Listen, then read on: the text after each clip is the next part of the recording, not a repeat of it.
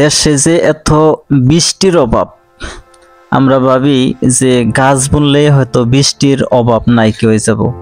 আসলে আমি ভাবতাছি কি, গাছ নতুন করে বোনার কোনো প্রয়োজন নাই। যতটি গাছ আছে, যার যার এরিয়ায় যত গাছ আছে, সবে যদি নিজের পরিচয় থাকা গাছটি যদি নিজের পরিয়ালের মতো ভাইবে যদি যত্ন করে গাছের পোনা দিব, তখন আমরা নতুন করে বোনার কোনো প্রয়োজন নাই। গাছের থেকেই গাছের বৃদ্ধি হয়ে যাব গা।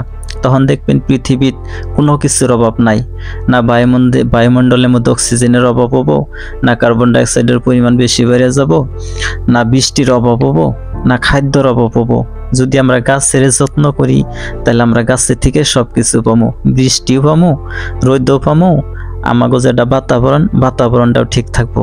তো সর্বশেষে বন্ধু আশা এটাই রাখবো যে সবেই গাছের যত্ন করুন এবং গাছের যত্ন করা শিখেন।